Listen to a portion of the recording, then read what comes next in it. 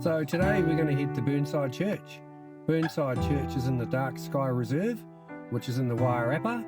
It is an historic church, being 150 years old this year. So let's go and celebrate it and capture some beautiful stars over the church.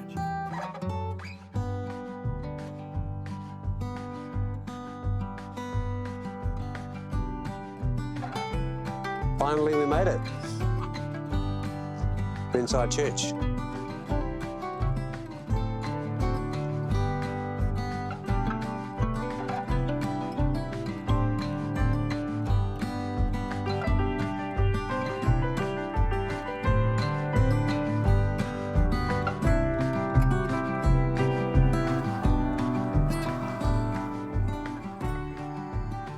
So welcome to Burnside Church, established in 1875.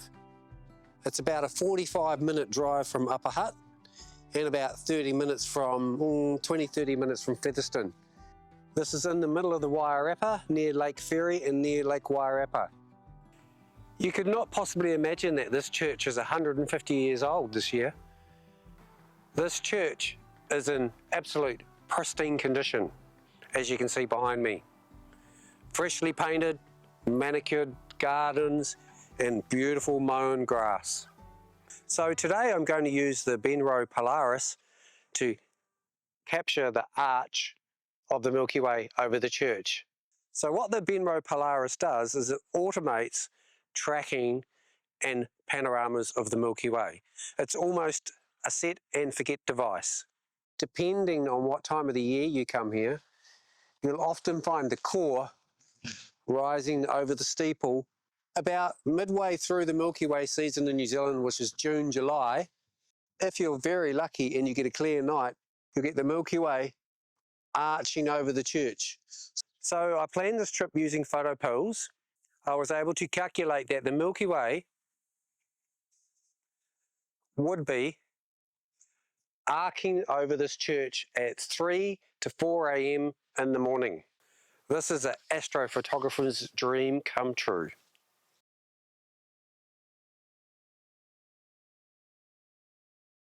It's around about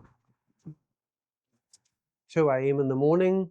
We're just going to get all set up, ready to go. The Milky Way is actually nearly in position already, so I'm not going to take too long to talk to you. In the next section of the video, I'm going to show you how to actually set up the Polaris to do a full arc of the Milky Way, getting it from start to finish. There are special settings in the Polaris that you need to do. This involves setting your angle of shooting greater than what you would normally do if you were just doing the panorama straight up. I'll show you in the video how to actually do that. What you've got to set is a 210 degree angle. 210, and then as high as you need to go. So now you should have actually gone into your Astro module and you would have done your calibration and you would have done your celestial alignment. That should all be done by now. If you're not sure how to do that, watch one of my other videos where I show you how to do the calibration and the celestial alignment. And tonight, once again, I used Canopus to do my alignment because in New Zealand, it's nice and visible in the sky. So what I recommend when you actually do your first panorama, start nice and simple and use maybe a 16 or a 24 millimeter. This enables you to get a bigger section of the sky in one hit. It also helps negate anything happening like clouds coming in the middle of while you're shooting. So I only recommend that you use a 35mm or a 50mm if you're really, really sure that you're not going to get photobombed by clouds in the middle of photographing your arc of the Milky Way. Using a longer focal length such as a 35 or a 50mm is designed when you get to a moderate level or maybe an advanced level on the Polaris. Doing it too early on, it's a lot of work to actually stitch it together in Photoshop, and if you don't quite get enough coverage, then you've lost the shot. So by using a 16 or a 24mm, that means you can get a bigger section of the sky at any one time. This means that it's a shorter duration to actually capture your arc of the Milky Way over your landscape. It also makes it a little bit easier to stitch it together in stitching software. It's a good idea to do it this way when you're doing your first arc of the Milky Way with a Benro Polaris.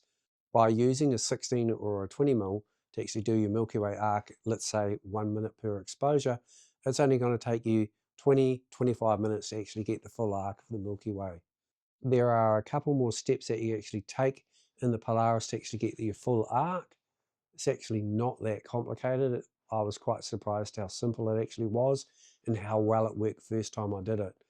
I only did a very simple 30-second per shot, 12 shots, and I managed to get my foreground and I managed to get my Milky Way. I'm actually going to show you how to actually use the Polaris and the Pro Pano Astro module to actually get your full arc of the Milky Way. So if you've got any questions, please feel free to ask in the comments below. I'm happy to answer as many questions as I can on how to use the Polaris. The Polaris is a great unit. I got rid of my Skywatcher 2i for the Polaris and I have no regrets whatsoever. The learning curve was quite steep, hence why I'm making these videos, to make your learning curve a little less painful. I wish that when I'd actually bought my Benro Polaris, there had been a few more videos like this on YouTube. The polar scope on the Skywatcher was absolutely terrible for the Southern Hemisphere. Might be great in the Northern Hemisphere because you've got quite a bright star you can align to. You can guess what the Southern Celestial Pole here is in New Zealand based on the position of the Southern Cross in the sky, but I found the Skywatcher just too difficult. I did end up getting a phone mount for my Skywatcher, which did help it quite a bit, but I still found the unit quite big and bulky, and I wanted to go to the next level and do Milky Way panoramas, hence I bought the Polaris. I probably could have done it with a Skywatcher, but I just found the Polaris much more user-friendly in that regard. I love the fact that once you get to know the unit and you get to know what each module inside the unit does, it becomes very easy to actually do Milky Way panoramas, stacked images, and even multi-row full arc Milky Ways, stacked multiple images.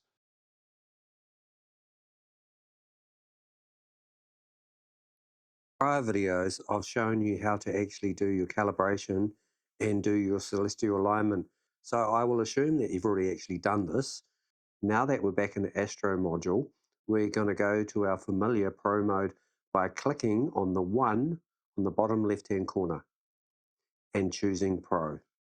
So what we're going to teach you today is how to do a full arc of the Milky Way with the Benro Polaris. This requires slightly different parameters than what I've shown you in my previous videos. So first off, I'm going to set my focal length. I do recommend that if you're going to do a full arc, that you use a slightly wider lens. So I'm going to switch to my 24mm. This will take less shots. I'm shooting in portrait mode because I'm using the small rig rotatable collar and I've got my camera set up in portrait mode. I've also got my overlap set to 40%. The most important part of doing the full arc is the total angle of view. You need to make sure when you're doing the total angle of view that you first move your Polaris to the position where you want to start. So I'm going to do that now. I'm going to set it over to where I want to go. I've set my start position where I estimate I'll need to capture the start of the arc of the Milky Way. So I'll click my start. What you need to do is you need to make sure, see my total angle of view here, you need to make sure that you've got a 210 degrees full arc. So you need to go quite a fair way around. Going to speed this up a little bit for you. You'll see here my total angle of view now is 218. As long as you hit 210, you should be fine to getting the full arc of the Milky Way. So now that we've actually got our total angle of view, which covers our width of the arc of the Milky Way, we need to make sure we get enough height before we press the end button. So I'm just going to scroll up here, make sure I get enough height. Yep, that's pretty good. This really depends on how high the Milky Way is actually in the sky. To check this at any stage, you can just press shots, rows and durations on the bottom left. As you can see here, I've got enough images. I'll be happy with that. I'll push end. So I'm going to start here and let's just go for 30 seconds. Because my exposures are going to be quite short, it won't take very long to go through these images. And because I'm doing a slightly shorter exposure, I'm going to choose ISO 3200. Actually, no, I'm going to choose 4000 in this instance. As you can see up the top here, I'm 30 seconds, f1.8, ISO 4000. So one of the most common questions when you're actually using the Polaris is, now I've actually got my celestial alignment done and my calibration done, and I'm tracking, how do I focus on the stars? What you can do is simply click on the icon up the top here, just under where it says ISO 4000, is like a little USB icon. Click on that. If you click shutter mode here and click complete, what this will do is this will let you actually see the live view on the back of your camera. And then you can actually choose a star to focus on. Make sure you get your focus nice and set. When you want ready to go back to the Polaris, all you simply do is just click on the USB icon again, click USB mode, click complete, and you're back to using the Polaris. I'm almost ready to actually go now. As you can see, the memory card has been initiated and the storage format on the Polaris is JPEG. Just going to take one more look at my shots rows. Yep. So we're all ready to start shooting our multi-row panorama to get the full arc of the Milky Way. All we simply do is on the right-hand side, slide the icon up, and away we go. 21 shots remaining. This shouldn't take too long because each shot is only 30 seconds each. So I hope you enjoy this video. Hope this takes a little bit of pain away from you with the Polaris. Thank you for joining me again on my adventures around the Wairarapa Dark Sky Reserve, and I'll see you in the next video.